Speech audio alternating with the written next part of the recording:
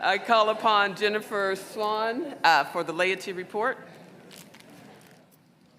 Greetings again. I hope none of you hate the sound of my voice because you've been hearing it. And if you're just joining me today, I'm Jennifer Swan. I'm the Louisiana Annual Conference lay leader. And I want to confess that as a lay person, every time I stand up here at this microphone in front of this body, it feels a little bit like cutting in line. I know that there are literally hundreds of people in this room right now who know more about pastoring and who are better public speakers than I am. And if I'm really honest, I'm a wife, a mother of 3 children who don't drive yet. I'm a business owner. I'm a business partner. I'm an employer. And I understand better than many the sacrifices our lay people make to be part of this communal work. Thank you. I would almost understand if we, in an attempt to shorten our time together, cut out this little piece of our time together. But our United Methodist Book of Discipline actually requires the lay leader to address the annual conference, and it requires the annual conference to provide time. With the energy that we spend together reporting on the very important conference work, debating minutia of policies, talking about budgets and committees, licensing, commissioning, and ordaining pastors, it's easy to lose sight of what we are actually here to do. Now, not by our bishop, who reminded us at Laity session that laity make up more than 99% of the church. But sometimes, even for laity and even for me, it's difficult to remember. I've attended annual conference for over a decade now, and I can see how the work we're doing today can feel really important. It can feel like the most powerful thing that we do as clergy and lay leaders, but it's simply not the case. And don't get me wrong, we need clergy, we need lay leaders, we need to do this work. We have to provide for the care of our clergy. They're devoted and faithful people stretched thin in a time of shifting cultures, economies, workforces, plagues, and storms. We have to be a compassionate employer rooted in justice and mercy, and we have to live those values as the church for the world.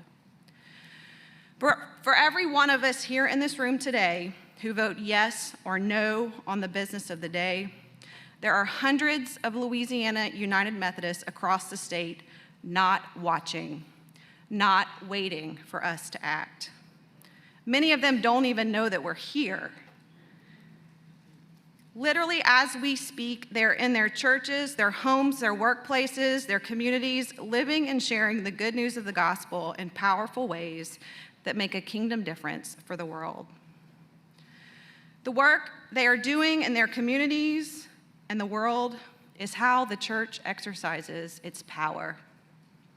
The work we do as leaders to form and equip and support those people is the most important work we do as leaders in the church.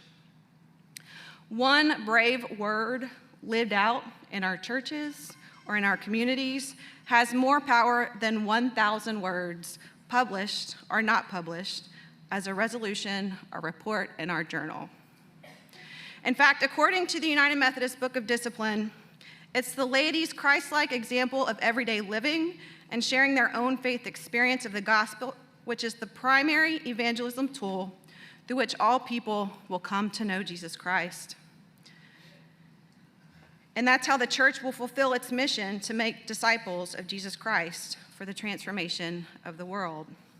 Our primary evangelism tool. Bishop Williamson, yesterday we met at Laity session, and I'd like to share some of the things we did together. First off, Bishop, we acknowledge that we're at the beginning, or maybe the middle, of a time of great transition. We know that the way that we function as a conference, as a general church, on the district level, the ways we relate to each other, will need to continue to shift, to align, to reduce resources. We can continue to let the stories of what we have lost and what we will lose define our story. But I asked them to imagine New York City in the 1830s. The city had grown exponentially after the Erie Canal connected the Hudson River and Lake Erie, making New York City the port city connecting that part of the country to the Atlantic Ocean. The problem was that the water supply had not kept up with the exponential growth. And so cholera, spread by contaminated water, ravaged the city. Thousands died, and about a third of the city's population relocated. And while people were dying of cholera, additional tragedy struck in the form of the Great Fire of 1835. It started in December when the Hudson River, a major water source, was frozen over as a result of the city's lack of adequate water. Before the fire could be extinguished, over 500 buildings, 17 blocks, the valuable commercial district, valuable cargo, ships, and significant loss of life occurred. But the real story is what came after, because in response to the epidemic and the fire, the city council ordered plans to build an aqueduct to feed the city's water system. It also led to legislation establishing a board of health with at least 3 of the 4 appointed commissioners being physicians. These acts led to significant improvements in the health and sanitation for the working class of the city. Bishop, it's not what happens to us that defines who we become. It's how we respond. And so in the time it took to sing 2 beautiful hymns, 195 of our laity filled out these cards for us. And I want to start by apologizing because I did not have enough of the pre-printed cards. So a few people got blank cards, and some of them chose to write beautiful letters to the bishop, some of which I've already shared with her, but I found some more last night, and I want to pass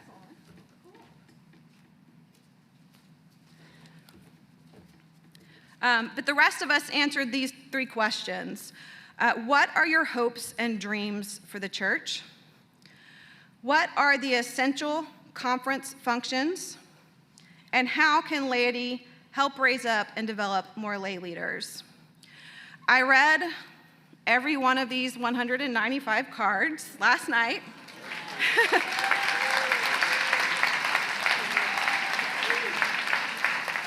And I look forward to reading them over and over again and to sharing them with the bishop and the other members of the cabinet.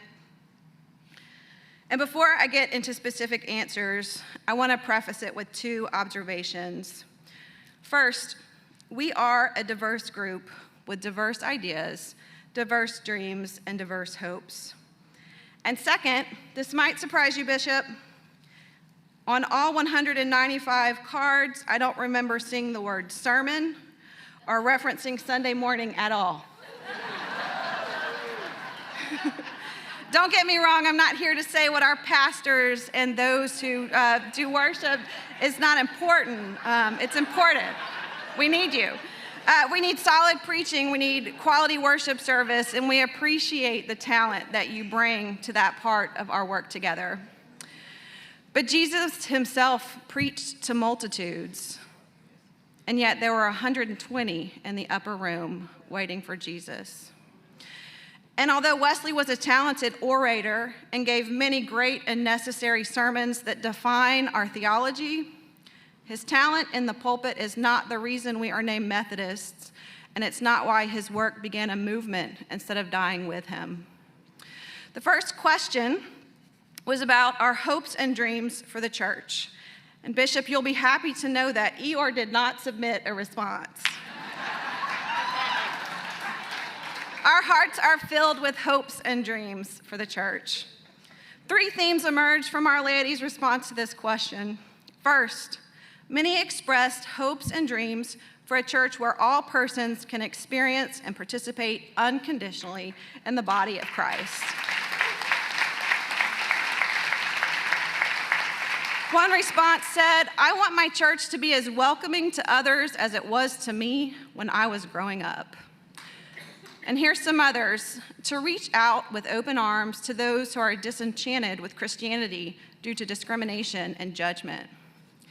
That the UMC will be a place of refuge for all, a church where all people are loved and valued. I hope for a church that is filled with people in love with God. I dream of a church where all people are included in its ministry. Words used over and over again in Our Laity's response to this question about hopes and dreams were unity, inclusion, reconciliation, and diversity. The second theme, the response is overwhelmingly desire to dream big and move beyond our challenges with a renewed commitment to our Wesleyan understanding of grace and our mission to make disciples of Jesus Christ for the transformation of the world. The third theme, we hope and dream for a church more engaged and committed to learning from and serving our communities. Bishop, our hearts are ready for both that period and the exclamation point you talked about yesterday. We're ready to set our sights on Jesus and move forward. For the second question, we acknowledge that our conference and district structures will be in transition as we realign to adjust to limited resources. In light of this reality, we asked our laity to help us answer the question, what are the conference's essential functions? And we all agree first and foremost that we need to be led in a spirit of hope, and not just some kind of rosy optimism or superhero magic, not the cheap hope of the crowd at the beginning of Holy Week, not a simple hope for more power, more people, more property, and more money. That kind of hope doesn't cost us much at all. But just as the same crowds that shouted Hosanna on Sunday screamed, "Crucify him" on Friday, that cheap hope fails pretty easily for us too when we face difficulty. We need leaders who continue to remind us that we don't follow who we hoped Jesus would be on Palm Sunday, who follow the real Jesus, who lived and died and rose from the dead, a resurrected Jesus. We were not created to merely survive. Our God has overcome death already.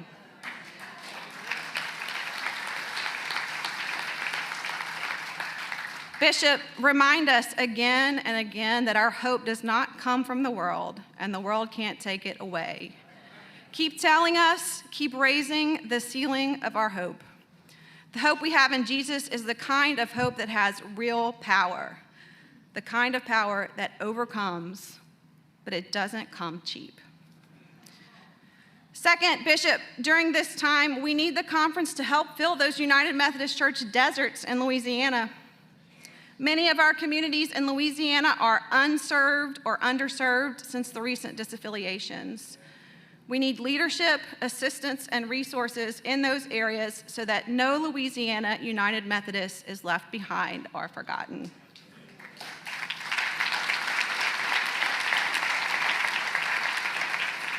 As far as the other essential functions of the conference, here's my favorite answer. I'm new to these procedures, but the conference should be a channel for invigoration and church vitality, togetherness, and recalibration in the gospel and in our individual and corporate callings. Bishop, we want the whole church from top to bottom to understand that ministry happens at the local church level in our communities. Not at the conference office, not in the district offices, not on the floor of annual conference.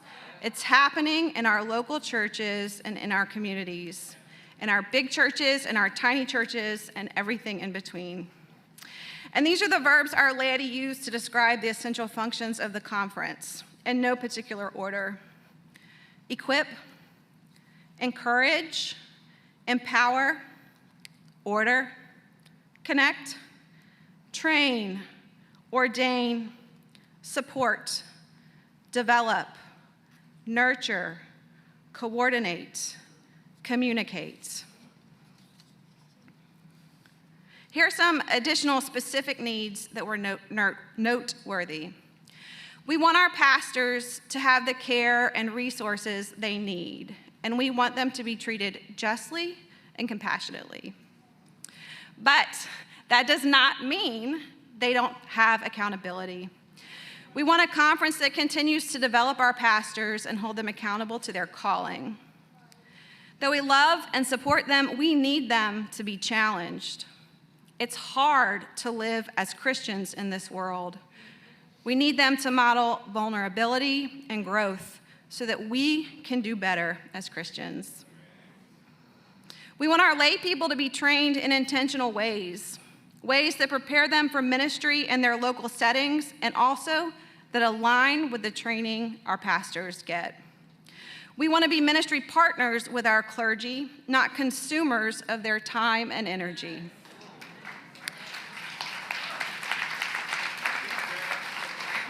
We also need the conference to bring us as lay people together.